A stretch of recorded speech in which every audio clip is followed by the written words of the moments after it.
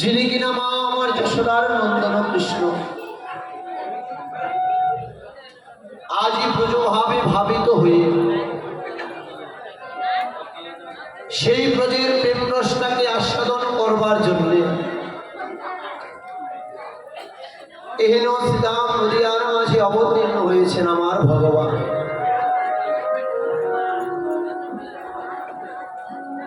কত কোটি কোটি কলির জীব,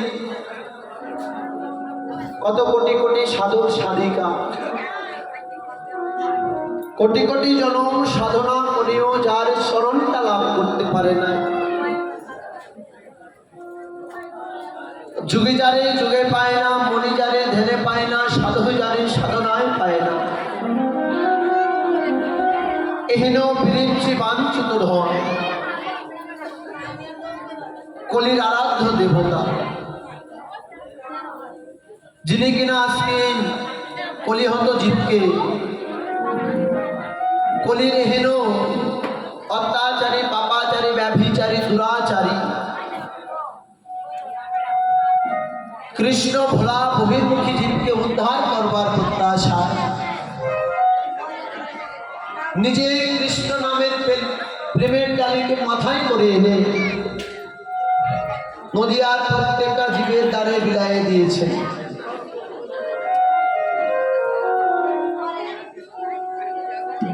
হরিব বাবা সত্য যুগে ছিলেন যাকে আমরা নারায়ণ বলে জানি, ত্রেতা যুগে যিনি ছিলেন ভগবান তাকে আমরা রামচন্দ্র বলে জানি, তাপর লীলায় যিনি ছিলেন তাকে আমরা কৃষ্ণ অবতারে কৃষ্ণ ভগবান বলে জানি, কলিতে যিনি গৌরাঙ্গ মহাপ্রভু তাকে আমরা ভগবান বলে জানি। তবে সত্য ত্রেতা দাপরে এই যে তিনটি ভগবান, সত্য যুগের ভগবানের বাহু মানে হাত ছিল কয়টা বাবা? নারায়ণের বাহু ছিল চারটি, চারটি বাহুর মধ্যে চারখানা অস্ত্র তিনি ধারণ করে রাখতেন। একটা ছিল শঙ্খ, চক্র, গদা আর পদ্ম। সত্যযুগ পরিত্যাগ করে দিয়ে সেই ভগবান যখন ত্রেতা যুগে রামচন্দ্র হয়ে আসলেন, তখন রামচন্দ্রের বাহু ছিল দুটি বাহু, দুই বাহুর মধ্যে দুইটা অস্ত্র ছিল, একটাতে ছিল তীর আরেকটাতে ছিল ধনুক। বললে সেই রামচন্দ্র যখন আবার দাপর লীলায় অবতীর্ণ হয়েছে, সেই ভগবান কৃষ্ণ অবতারে ভগবানের হাতে তখন অস্ত্র ছিল কি? তখন ছিল তার বিমোহনকারী অস্ত্র, যার নাম ছিল সাধের মুরলী। কলিতে যিনি আসলেন, কলির ভগবানের হাতে না ছিল তার ধরাচূড়া বাঁশি, না ছিল তার শঙ্খচক্র গদা পদ্ম, না ছিল তার ওই তীরার ধনুক। ভগবান সব কিছু পরিত্যাগ করে দিয়ে আসলেন, নিরস্ত্র হয়ে ভগবান আসলেন। তাই বলে আমাদের এই ভাবনাটা ভুল বাবা। ভগবান কখনোই খালি হাতে আসে না, কখনোই খালি হাতে আসে না। যিনি পিতা হয়, ওমা যিনি পিতা হয়, সেই পিতা যদি 5 দিন 7 দিন ঘরের বাহিরে থাকে,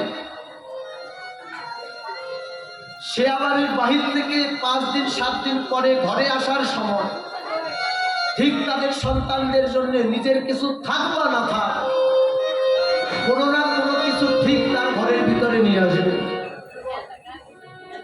এটা হচ্ছে পিতার ধর্ম।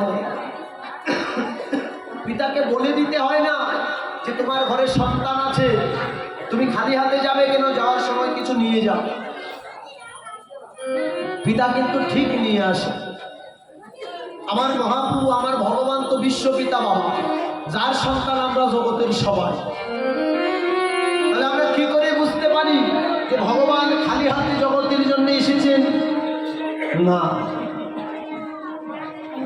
বললেন জগৎ সংসারে ভগবান আমাদেরকে উদ্ধার করবে বলে কৃষ্ণ নামের প্রেমকে সঙ্গে করে নিয়ে এসেছে। কৃষ্ণ নাম নিয়ে আসেনি ভগবান। মহাপ্রভু হরিনাম আনি নাই। মহাপ্রভুর জন্মের 52 বছর আগে কৃষ্ণ নাম শান্তিপুরে অদ্বৈত আচার্যের গৃহে হয়েছিল। 52 বছর আগে। মহাপ্রভুর জন্মের 30 বছর আগে এই কৃষ্ণ নাম বেনাপুরের জঙ্গলে বসে বসে নামাচার্য হরিদাস ঠাকুর মহাশয় 3 লক্ষ বার জপ করেছেন। তার মানে ভগবান আমার গৌরাঙ্গ মহাপ্রভু এই কৃষ্ণ নাম জগতে আনে নাই। তবে আনলোটা কি না, যেই ধনটা কোনোদিন কোনো কালে অর্পণ করা হয়নি আর অর্পিত হবারও নয়, যেই ধনটা ছিল একমাত্র রাধারানীর খাজ ভান্ডারে লুকায়িত, যার নাম ছিল প্রেমধন। এই প্রেম ধনটাকে রাধারানীর খাজ ভান্ডার থেকে লুকায়িত সেই প্রেম বস্তু আজকে চুরি করে এনে আজকে আমাদের মধ্যে বিলাই দিয়েছে। বিলাই দিলেন আর বললেন, জগতের জি তোমরা কৃষ্ণ বলে কাঁদবে, কিন্তু ওই কৃষ্ণ নামে যদি তোমাদের প্রেম না থাকে, ওই নামে কোনোদিন তুমি উদ্ধার হতে পারবে না। কেননা প্রেমবিহীন নাম, এই নামে জগৎ উদ্ধার হয় না গো। যদি নামের সঙ্গে প্রেমটা মিশাতে পারো তবেই কেবল উদ্ধার হরিনাম। ভগবান যে প্রতিজ্ঞাবদ্ধ যে আমি রাম আদি অবতারী ক্রোধের অস্ত্র ধরে অসুরকে করিলাম সংহার, সেদিন প্রতিজ্ঞা করেছিলেন এবি অস্ত্র আমি আর না ধরব, প্রাণে কারো আর না মারিব, শুধু এই হরিনামের প্রেম দিয়েই চিত্ত শুদ্ধি করিব সবার।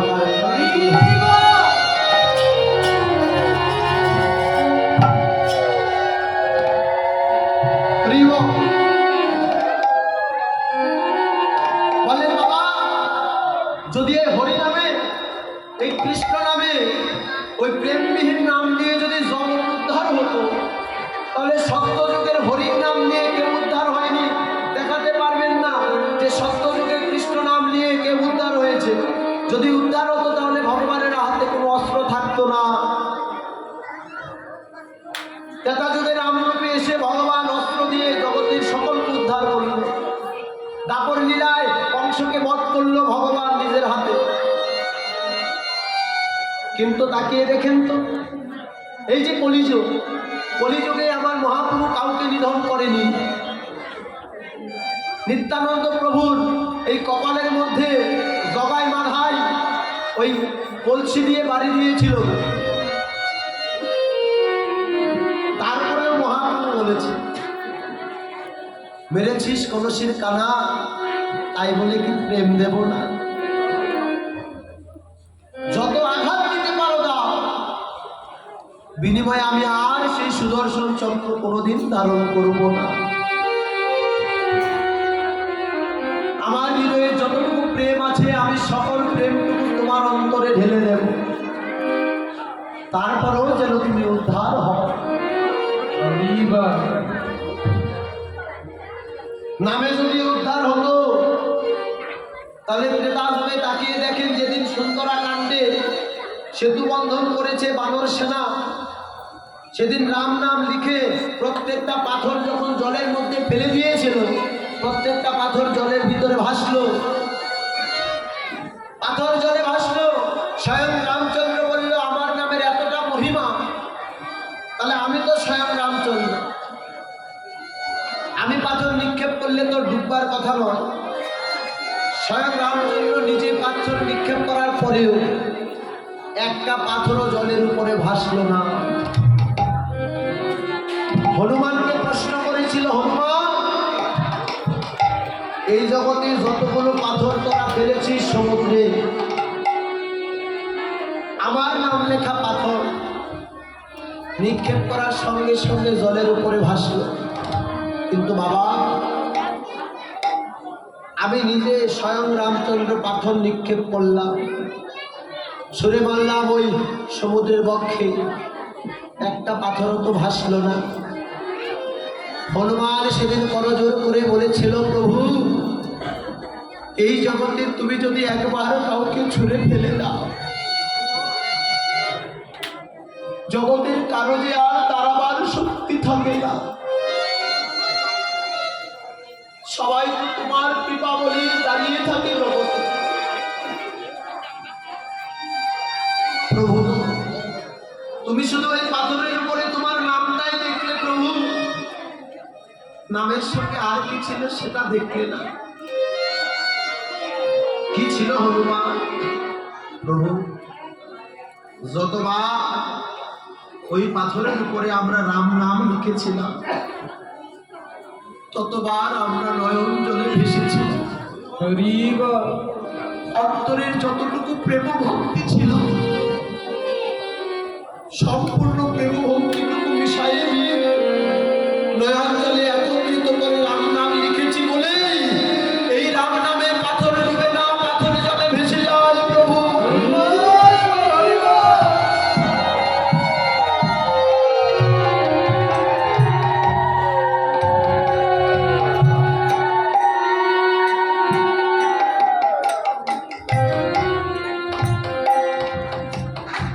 সেই প্রেমময় কৃষ্ণ নাম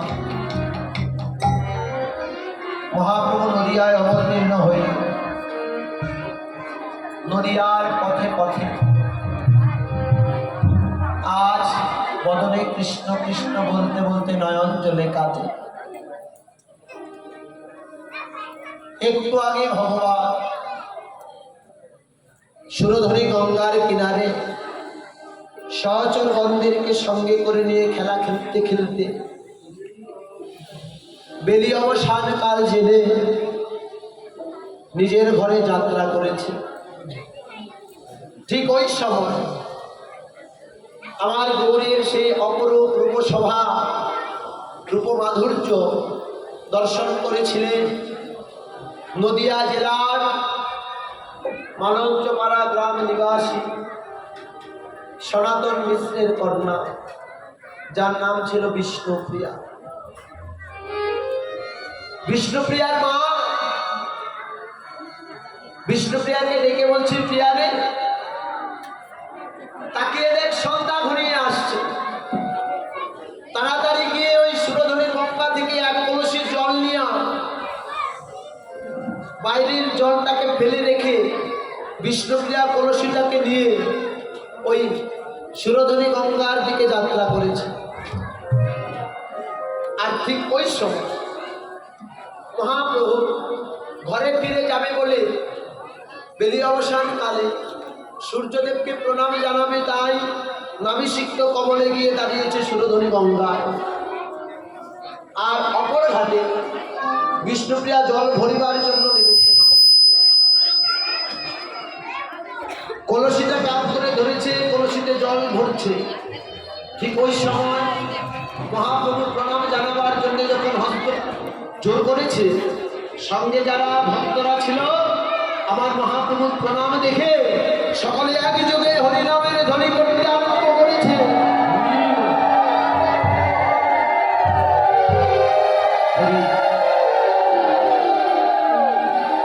সেই ধ্বনি শুনে বিষ্ণুপ্রিয়ার নয়ন চলে গেছে। বাবা, আমার গৌরীর সেই অপরূপ বদন পালে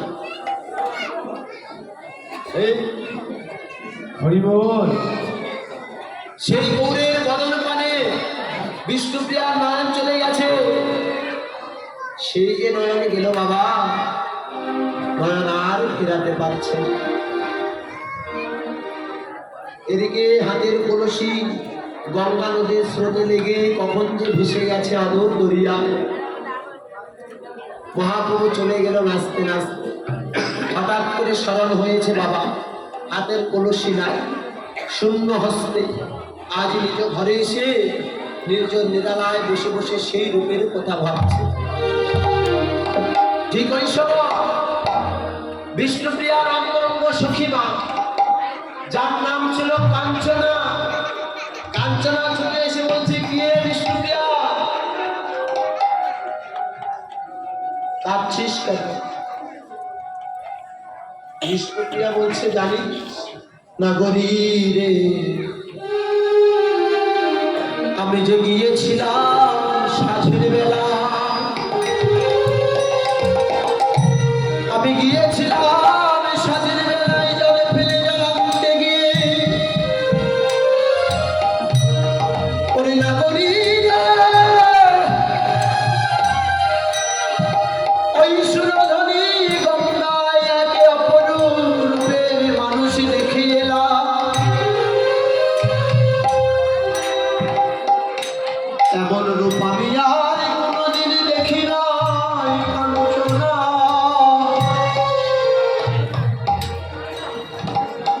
যেই রূপ দেখলে যোগী তার যোগ ভুলে যায়, ভুলে যায়, মনে ভুলে তাই যায়। কাঞ্চনা, যেই রূপ দর্শন করলে যোগী তার যুগ ভুলে যায়, মনে ভুলে যায় তার ধ্যান, অহংকারের অহংকার থাকে না, ধনী তার ধনের অহংকারটা পর্যন্ত ভুলে যায়। কি মনে হয় জানি, এই জীবন যৌবন সব কিছু তার চরণে সঁপে দেই,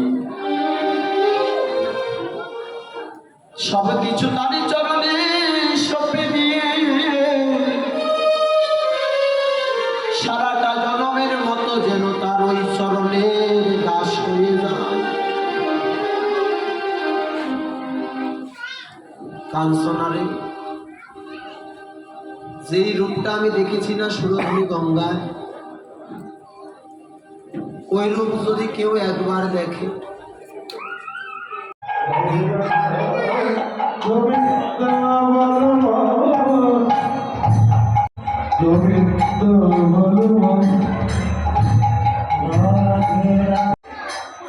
রাধে